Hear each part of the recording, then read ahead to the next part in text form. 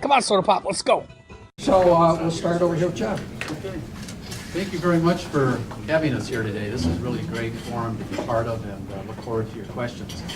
I'm John Paulson. I'm a Sioux Falls native and longtime resident, as is my wife Jane, who is sitting over there with Judy.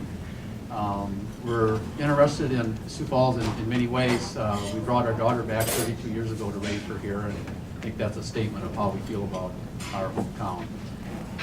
Jane's a mentor for a middle schooler, and we enjoy the relationship that provides for us as well.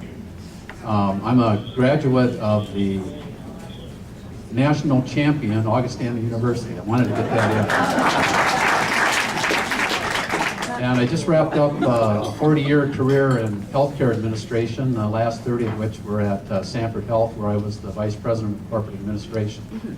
My community involvement has included serving on the Sioux Falls Tomorrow planning program 3 times when that group came together to set a vision and establish initiatives important for the progress of our community. I also co-chaired the Forward Washington High School school bond election campaign along with my junior high principal, Bob Caselli, and that led to a new Washington High and gave the community an opportunity to have the Washington Pavilion developed as well.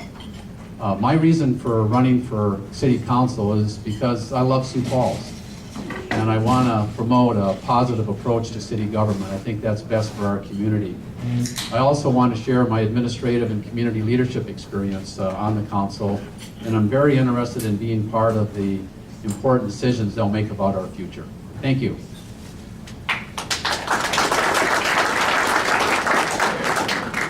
Good afternoon. My name is Theresa Stehly, and I'm running for the City Council because I love people, and I care about representation on the council.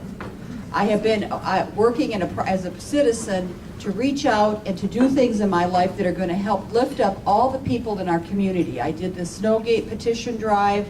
I recently helped craft a new ordinance so that we can have beautiful flowers on our boulevard legally, and landscaping. I'm about putting my energy into things that are going to help all of us, working for the common good. And I'm also running because I think we need to maintain diversity on our council. We are losing the voice of Kermit Stagers, who he was my representative for years. The man did represent a segment of our population, and we're not going to have that on the council anymore. So I'm running to continue to do that. I have a little card. I have a notepad and a card. I didn't get it to everyone, but it has my 4 points on it, which hopefully we'll be talking about. But if you're interested in visiting with me, I do have a website as well. So I'm hopefully we're going to touch upon a lot of issues today, but I do care about our people, and I do love people. So that's what it's all about. Thank you.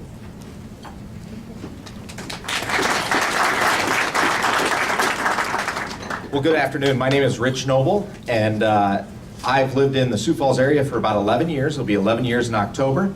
Business is what brought me up here, and in 2013, my wife Jennifer and I purchased a local business that was started in 1981 called Active Data Systems, and we have been doing that since October 1st of 2013, or I should say I have been. She's the president, but she is a kindergarten and art teacher at Sioux Falls Lutheran School. We have 3 children. Mally is 16 as of yesterday. I believe that was Teresa's birthday as well. She goes to Lutheran High School of Sioux Falls, and then also Kennedy and Caston, and they attend Sioux Falls Lutheran School. So that's my family. Why am I running for City Council? It's always been a passion of mine to get involved at the city level. I've been involved in many different not-for-profits, the YMCA, Boys and Girls Club, just to name a couple. Let's see, what else would you like to know about me? Because I know you're going to ask about the topics here in just a little bit. Transparency is certainly one of the things that is most important to all of us. A voice for the people is important, and I've continued to say that I'll continue to be the way that I always have, and that is going out, visiting with people, and finding out what's important to you so that I can bring that back and represent the people of Sioux Falls. Thank you. Hi, Hi, I am Dr. Tamera Enalls Fenner, and I have come back to Sioux Falls since 1993. I say came back to Sioux Falls. I was adopted and out of Sioux Falls and raised in Miller, but I lived here in Sioux Falls for 3 months with my foster family, so I am back. I have 3 children, 20-year-old Elizabeth, who's at USF, Goku, my 18-year-old son, Michael, who's at Washington and going to be going to USF, and my 10-year-old Elijah, who I got to adopt when he was just a baby. I'm a business owner with Transformation Consulting Agency. I'm a consultant. Let's see, what else is there to know about me? It seems like we say this so many times you kind of forget who you are. The reason why I'm running is I really do love the community of Sioux Falls. I've been here for a number of years, and there's a lot of really great things that are going on. But I have some serious concerns for those, especially on the northeast side, specifically referring to the workforce, affordable housing, public safety, and transportation. And so hopefully we can talk more in detail about those things. If not, I have a website. It's tamera4citycouncil.com. And I have a whole lot of stuff there, so feel free to go and check things out. Thank you. Good afternoon. My name is Pat Starr. I look around the room and I see a lot of faces that I'm familiar with, a neighbor or two, and Mary Lou, and back with all across the room. I don't want to use my whole time, but I want to thank Democratic Forum for having us. Democratic Forum has been an institution in Sioux Falls politics for a long time. It was one of the first places when we first moved to town where I got to know a lot of you 26 years ago. So again, my name is Pat Starr. I've lived in Sioux Falls for 27 years. My wife and I moved here after we graduated from Mount Marty College, because we're all dropping college names by the time we're done. So go Lancers, and they made the Division II Final Four, or not Division II, but for the NAIA Division II playoffs in Sioux City this year. So we'll get all of our basketball championships in by the time we're done. My wife Emily and I have 2 children. We have an 8th grader, Avery. He is a 8th grader at O'Gorman Junior High. I'll get the microphone in the right place, and then you guys can hear me. And then I have a princess is 2nd grader at St. Lambert. So she runs the house in spite of her mother. So between the 2 of them, they have a little competition for that. I'm running for city council because of the opportunities that I've received to grow our family. When we graduated from college, we moved here for the opportunities that we had. My wife got a job at Vera as a registered nurse. I got a job in advertising and marketing, and have had a chance to be very active in the Sioux Falls community. I've spent this is my 9th year on the board of directors for the Teddy Bear Den, one of my favorite charities. I'm also currently serving on the board of directors for Health Connect. I've been a former president of the South Dakota Advertising Federation, been an active Kiwanian, so been involved in a lot of things, and I'm excited about having an opportunity to serve on the Sioux Falls City Council. Okay.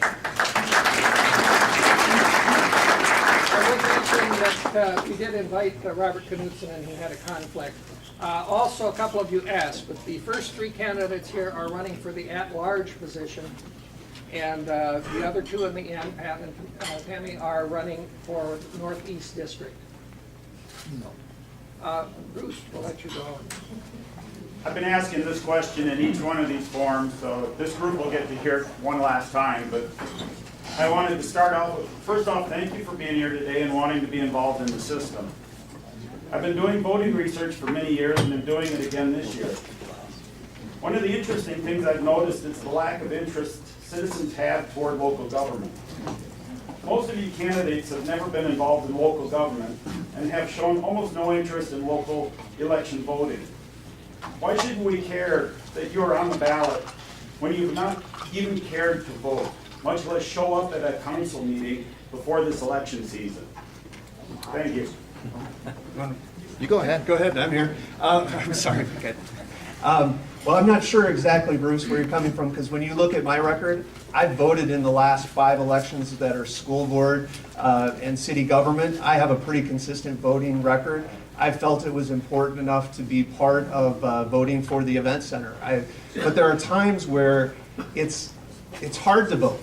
It really is. We get busy with our personal lives, with our families and our kids, and I can see how it's easy for some people to put that off. I've always, every election I voted in, I've taken at least one of my 2 children, starting from the time they were in the baby carrier from the car. And so when you look at my record, I'm not sure where you're coming from with the question, but I've voted in every election. Are we supposed to be standing? I don't know, I was more comfortable standing. Thank you for the question. I guess I'm not really quite sure where it's coming from either, because I haven't missed an election, regardless of if it's for city government or for, voting for the president, except in 2001. I didn't vote then, sorry. But the rest of the time I've been voting, and so I think that why you don't see so many people involved in city government is because it just looks so far away, and perhaps not something that the ordinary person could be involved in until you step foot into it and you realize it's actually exactly where the ordinary person needs to be. And so that might be where there's not as much what appears to be a lack of interest, when maybe there just is a misunderstanding of what it is. Thanks for the question, Bruce. And I do know where you're coming from, because I just saw this about myself. Those that look for information could see that I didn't become a resident of Sioux Falls until March 4th of 2012. I believe was 2013. My apologies, 2013. But if you go to the Harrisburg, because I live just a couple of miles out of town on an acreage, and the reason we moved to Sioux Falls was for this very reason, so I could run for city council in Sioux Falls and give back to the Sioux Falls community. If you go to Harrisburg and see my voting record there, you'll see that since we've moved here in 2005, my voting record's very good. With that, why don't people get involved? Well, number one, it's time consuming. Number two, it takes a lot of money to run. And number three, I really think that people want to do good and they want to give back to the community. They just don't have the confidence in themselves to get up here and do it. And it would be very much like most of those that speak at city council meetings. They want to get up and they want to say something, but they lack that little bit of confidence to get up there and do it.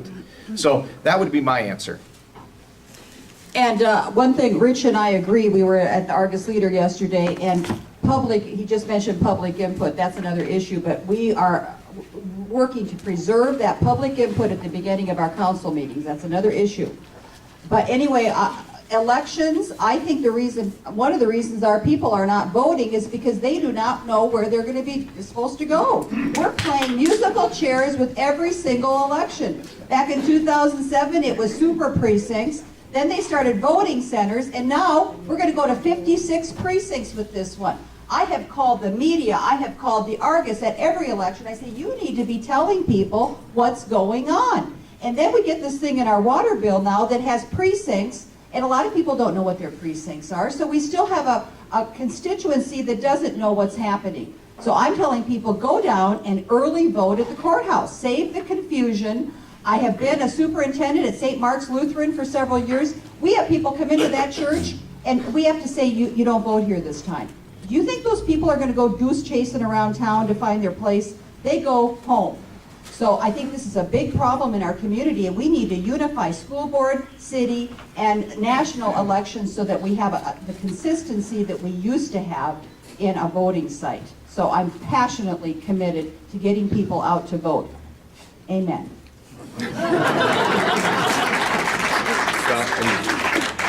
One of the priorities hope that I'm saying that right you'll about you. know about me is that I really believe in communication, and one of my priorities would be an informed and involved community. I think we need to help the community feel closer to city government. One way that might happen that I believe is effective is through neighborhood associations, where they get to know their government in a real practical, straightforward way. I think it may lead to additional participation in the government process. I got interested in it particularly as I served on the Sioux Falls Tomorrow Planning Program, where I was able to be part of a government services task force, since government services were always a big part of the Sioux Falls Tomorrow Planning Program. And that's how I became interested. And I followed politics. I had an interest, I think, as I learned, probably all my life. And I'm glad I'm running now. I have the time, and I have the ability to get out and do what's necessary.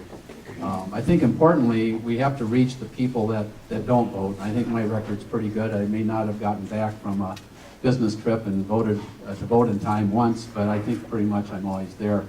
But only about 15% of us are going to vote in this upcoming election by past predictions. And I think all of us have to work on that. Tell 10 people to vote and tell them to tell 10 more people to vote. And then we can get that number up and we get more people involved. And I think if they vote, they will feel like they're part of city government. Thank you. There have been tragic accidents in Sioux Falls involving people who are using handheld devices while they're driving cars. How many of you would support the ordinance to stop handheld driving or communication devices while driving your car? Well, I've got the mic. I'll start. I think impaired driving is a concern in Sioux Falls in many ways. I think the cell phone use, what they call distracted driving, and speeding, quite frankly. As I talk to the public safety officials, those are the big three. And recently there was a funding arrangement provided to educate the public about those issues, and it's just underway. And I think that's where we need to start. We need to get everybody educated about the issue. And I think that will lead to what it is that the community should do next. I think that kind of dialogue is a good way for the community to participate in what we should do to be as safe as we can be. And wherever that leads, I would be supportive. I was contacted by Ritch this summer because of my work in petitioning. I've done these successful petition drives. I love being out there with the people. For Snowgates, by the way, we had 8,400 signatures, over 40 volunteers with this group effort. So he contacted me. I agree 100%. I think that cell phone usage held to your head while you're driving is just an assault to our public. And I'm a driver's ed teacher, so I'm very concerned about teaching our young people what safe driving is about. And anyway, he contacted me, and what we talked about was the potential of a petition drive. And at that time, the council was talking about his first preference would have been to have them pass it, but they didn't, and they also did not allow it to go to a public vote. So they kind of pushed it back on the supporters to bring this through a petition drive. So right now, it's kind of in limbo until the next council gets elected, but I'm supportive of saying that this is not a good thing for our public to be doing. And we need to encourage, if it's against the law, people, they might do it, but then they might not. So that's my take on that. Well, I think we have to look at distracted driving as a whole, quite honestly. It's not just cell phones. It's people eating. It's dogs in laps. It's people reading. It's not just cell phones that people are distracted while driving. The other thing is, and John brought up a great point with the speed in Sioux Falls. As we continue to grow, people seem to want to get to from point A to point B a lot faster. And now we have distracted driving with all of those things, as well as speed becoming an issue. I think our police department's doing a fine job as well as they can. They're out there. We see them all the time. But I think it's not just a cell phone issue. It's a distracted driving issue, period. My thought on it is that it is a distracted driving issue as a whole, and I don't think that if we just focus in on one specific thing that we're really solving the problem. I think there has to be a lot more conversation. I think it's kind of nice to go after that one thing, which is cell phone use, but there's more things that are going on, and so I think that we need to do more research on it before we say this is the end. Honestly, I don't see people stopping just because you say you can't do this. I think people are going to find other ways. I heard that there's many teachers in the room. I think we all know that when we say no cell phone use in the classroom, the kids just find new ways to use it underneath their desk. And so I just think there needs to be more education and more conversation about the dangers of distracted driving. Like that. See? That would be an unfair endorsement.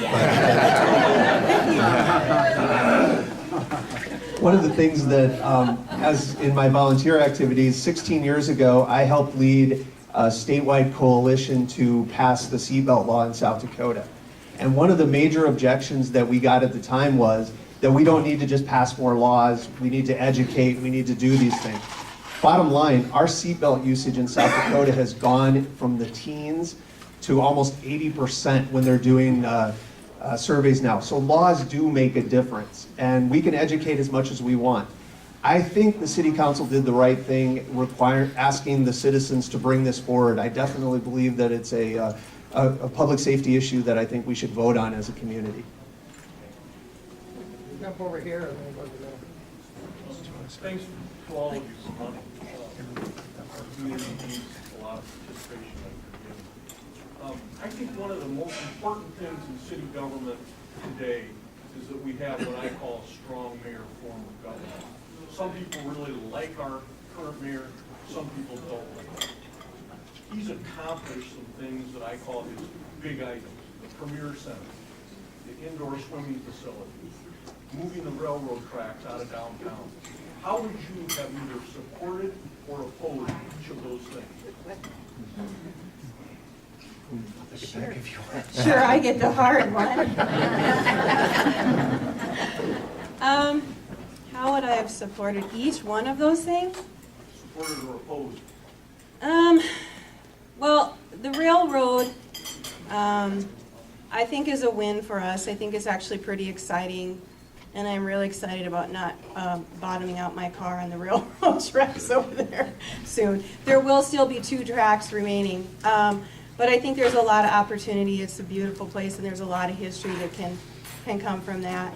I don't know about the Premier Center. I have kind of a little bit of a taste in the back of my mouth about it. I don't know that it was as transparent as I would have liked it to have been. I felt like there was a lot of undercover stuff going on, and so I think we have some issues out there that we still are dealing with, and so I was supportive of it, but I wished that we would have known more information, and I think... What was the other one that you said? The indoor swimming facility.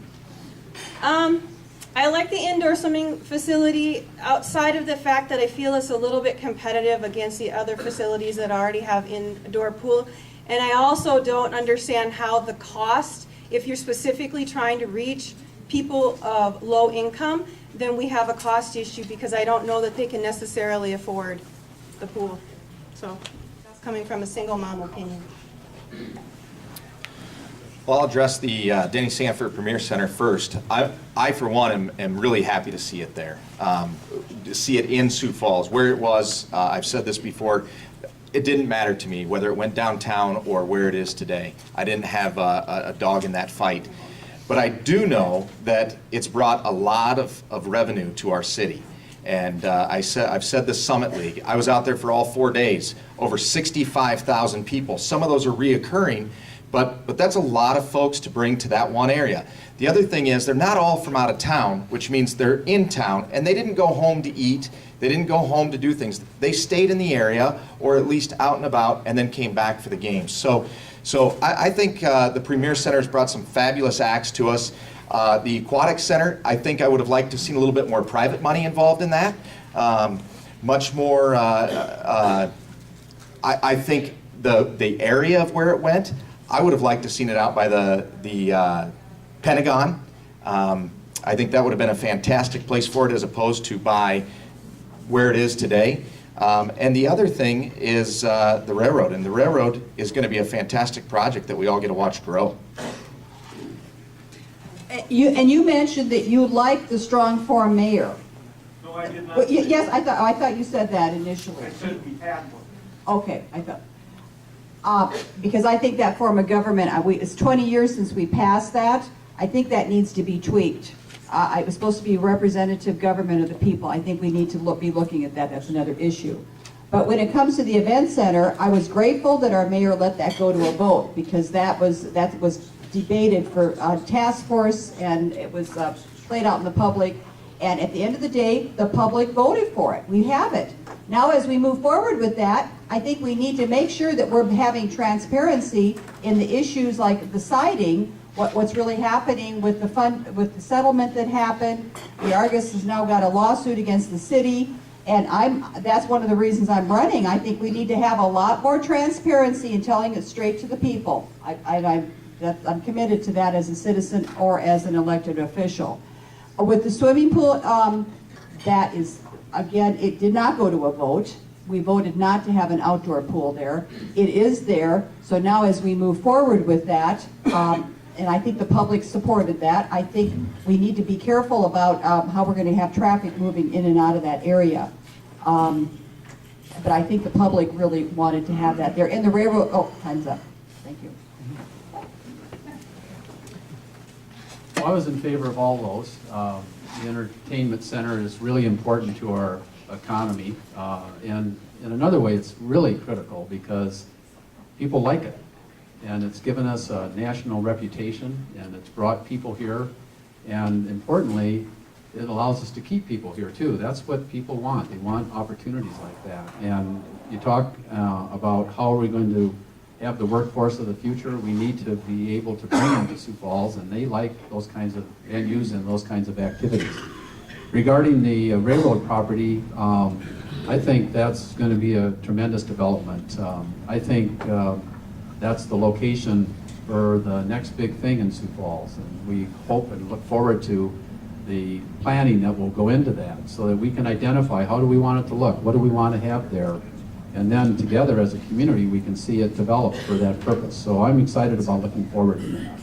Regarding the aquatic center, we've needed one for 50 years, and we found a place that could accommodate it. I think it is important to have citywide amenities, as I would call it, that things are close to people that they can get to all across our community, and that we share those effectively with each other, and that's how I saw that particular project unfold. And in regards to the form of government that we operate under, I think it served us well. There is a charter revision committee that meets regularly, and all of us who want to participate and bring ideas forward, I think should. You know, it's an ongoing process, but I think it's working for us now. I like the way you passed that. We're trying to share. We're trying to, it is Sioux Falls. Sioux Falls nice. I think, Chuck, that's a great question. I think one of the places that maybe we could have concentrated a little bit more on with the things the mayor's gotten accomplished is streets. I think we've seen a not this spring, but we've seen 380 some miles of streets that have been upgraded, repaired, and moving forward. And I know I've got a couple of potholes close to my house that need to be fixed that I've reported and called in at the same time. I think this form of government does need some tweaking. I think we're at a point where transparency and access to information is one of those things that is slow to come to the public. But I think part of that is from the change in the way we receive our information and our media. We see a lot more information of what's going on in the blogs now. Online is a place where a lot of us get our news. We see our daily newspaper, their staff has been cut significantly, and the amount of time that they have to investigate.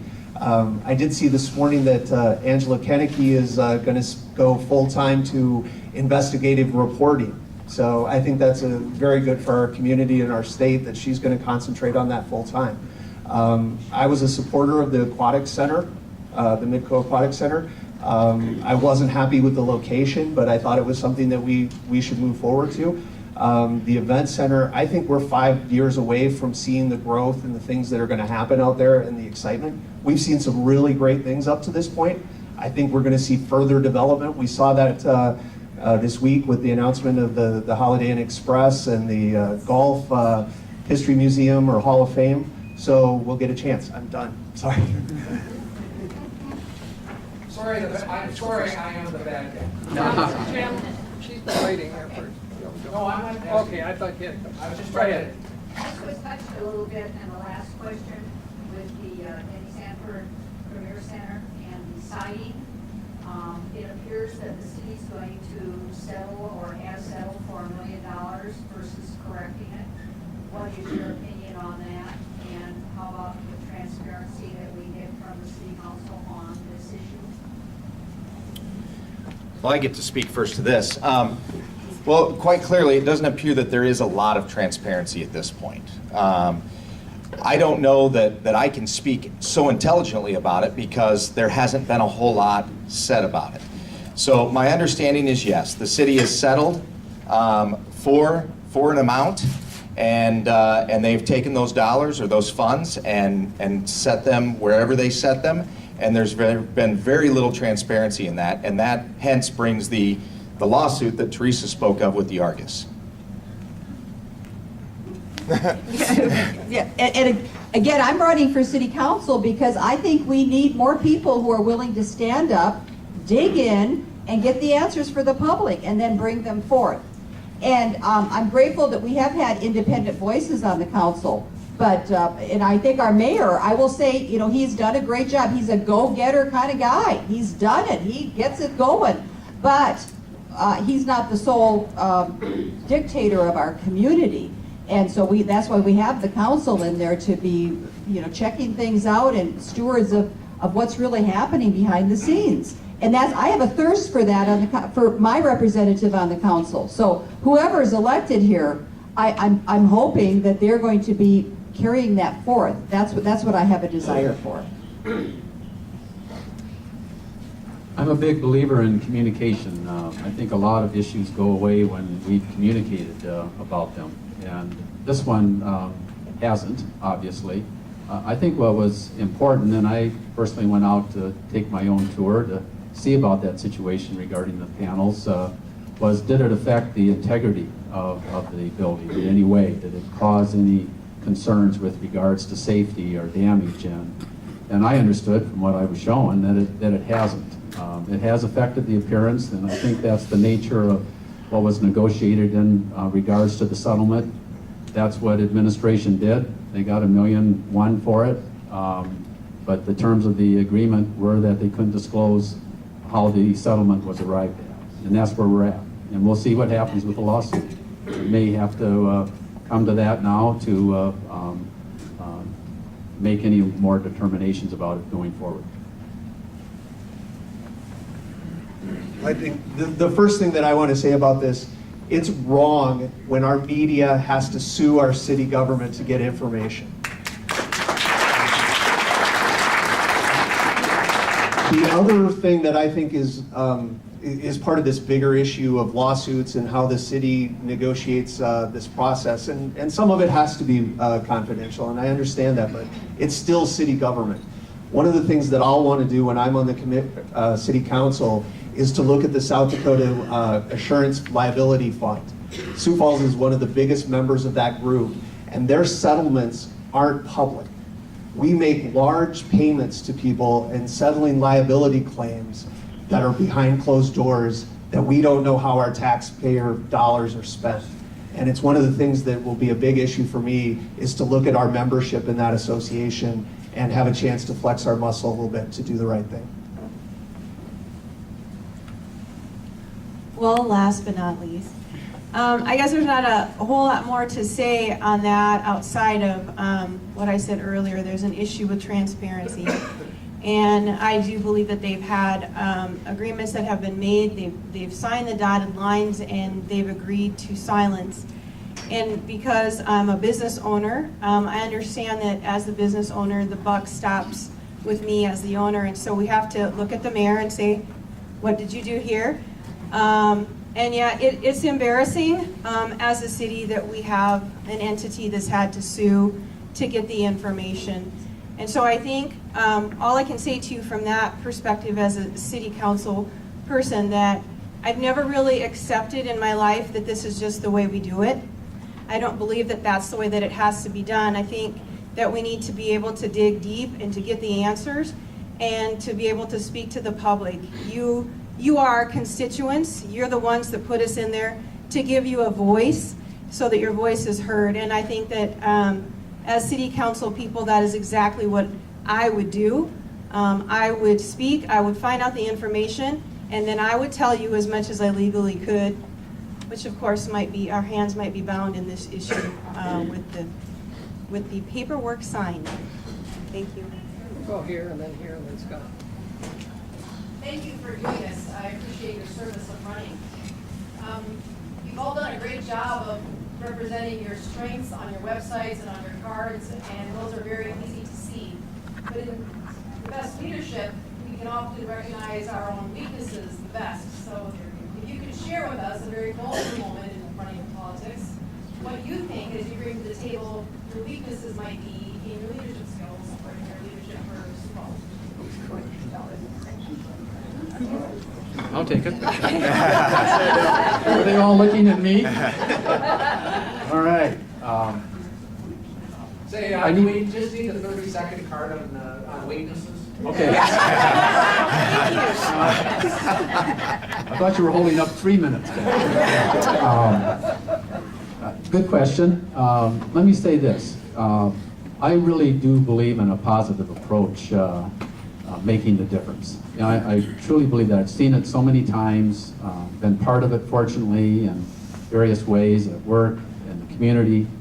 And what I would feel is my weaknesses is that I may not be able to make everybody else feel that way. And I would be concerned that I couldn't, quite frankly. I don't like us and them situations. I don't like it when we don't engage in discussion and identify ideas together and pick out the best one. So I really would only say that I hope I hope I can, and I'm going to work hard at it. But I know that there will be some people that don't believe a positive approach is the best way to do things. Well, I'm a teacher. I teach piano and I teach voice at USF, and I also am a choir director. And the people, I'm running a grassroots campaign. I have no campaign manager. I'm on a limited budget. I'm working very hard. And I think one of my weaknesses, if you talk to the people who know me, and it could be a strength too, but I'm a pusher. I push. I say, let's get this done. Let's do. And so I see a vision that needs to go towards, and I do it with 150%. And sometimes I have frustration when things don't get done. And I always, my philosophy in life is I'm going to push myself harder than I'm going to push any volunteers. To lead the way, to show this is where we need to go with the commitment. So I think I would claim that as a weakness and could be a strength. I wish when my wife was here so she could answer this question for all of you. Then at least you would all get the true answer, right? You know, my weakness is my type A personality. And that is that sometimes I jump and then I go, oh, wait a minute, wasn't ready to jump yet. However, in the last 5 to 10 years, that's really changed for me. So I continue to work on that weakness as a person, and I know that as a council member, especially with some of the items brought up, you have to sit back and you have to read it all, you have to think about it, and you have to take the public input and not just jump. So that's my weakness, and I think if she was here, that's probably exactly what she would say.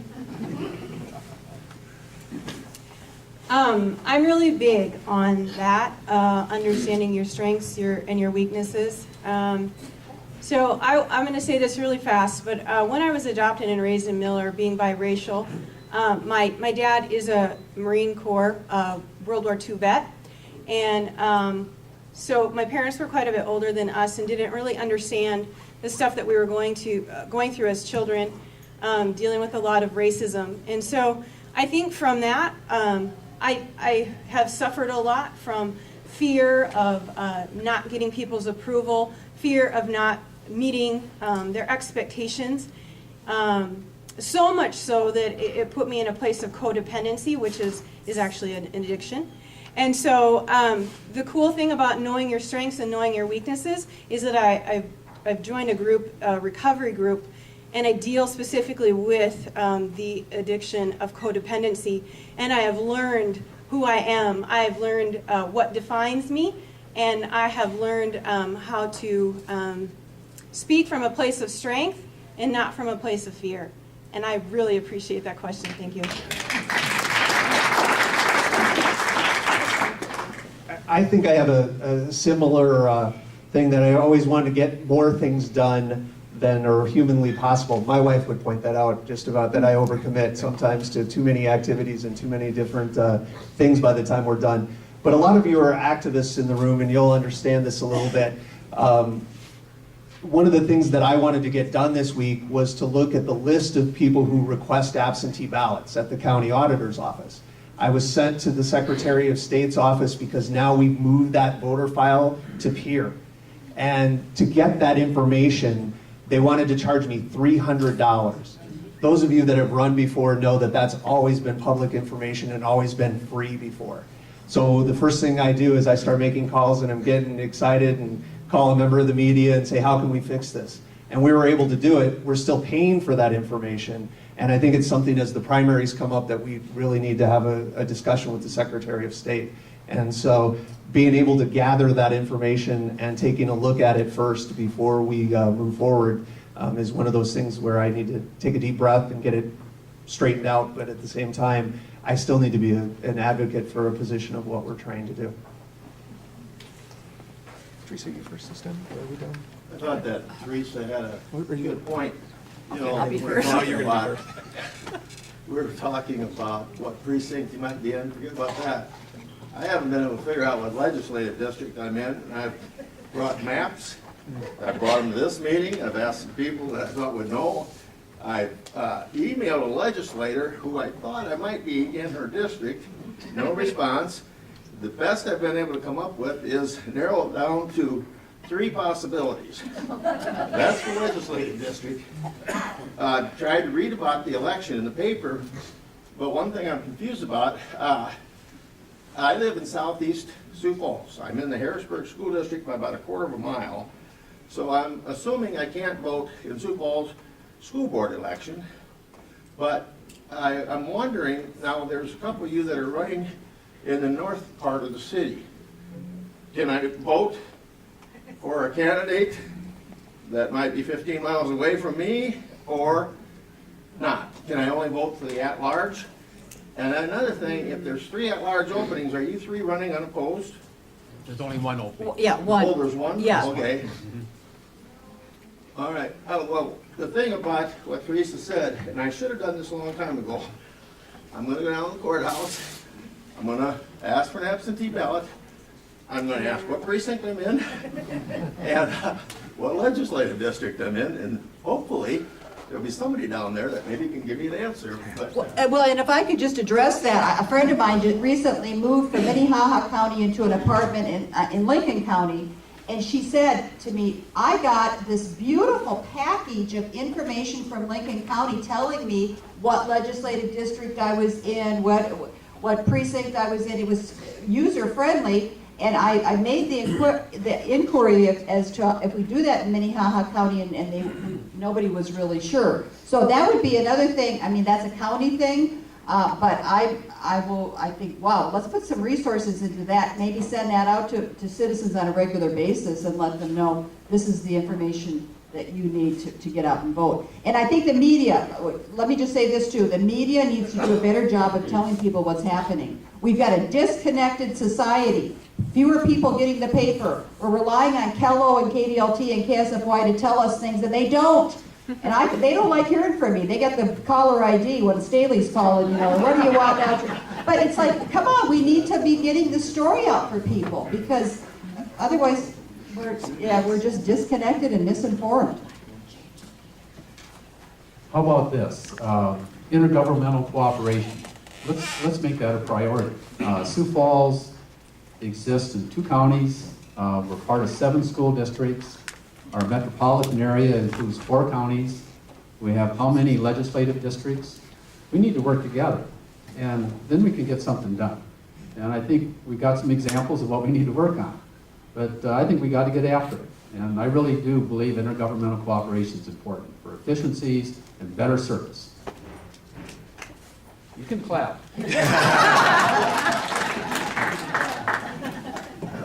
Are we all going to speak on this, or what? Was this a question? That's fine.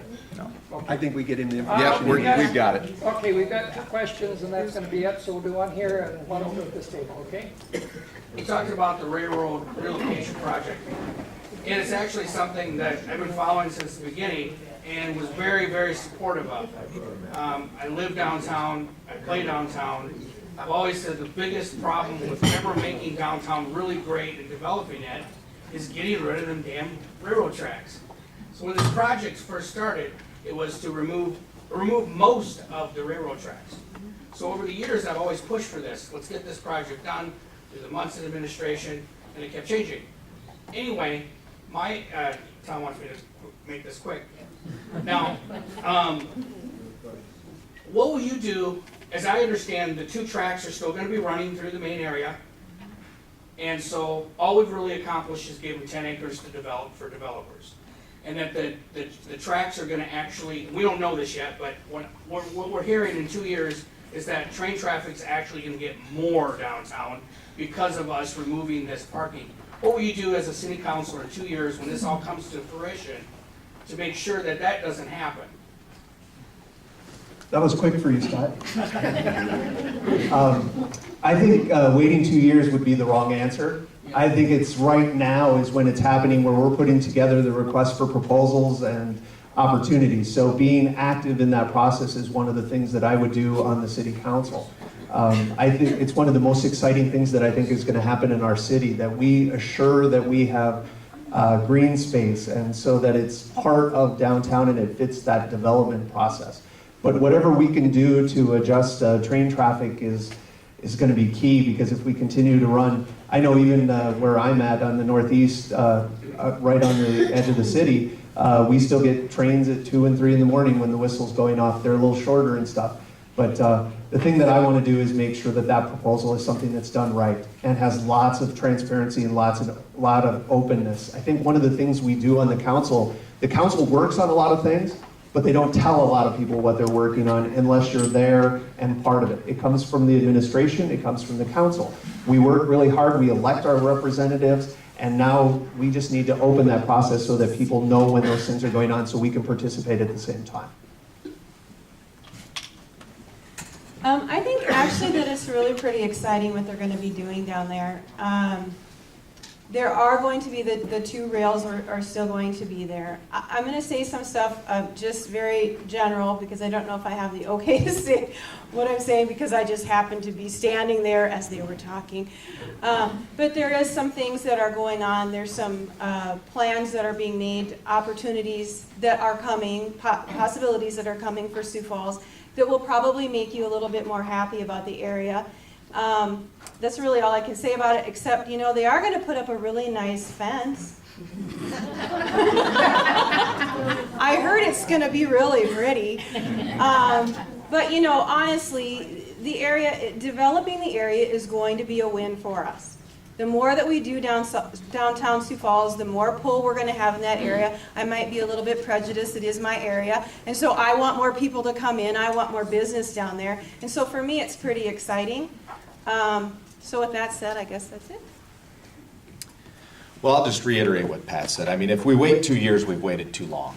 And it goes back to the same thing that we continue to talk about: transparency, getting public input, talking to the people. We have to do this together, and we can't wait for that to happen. We can't just let things happen. So, you know, once again, we say it over and over.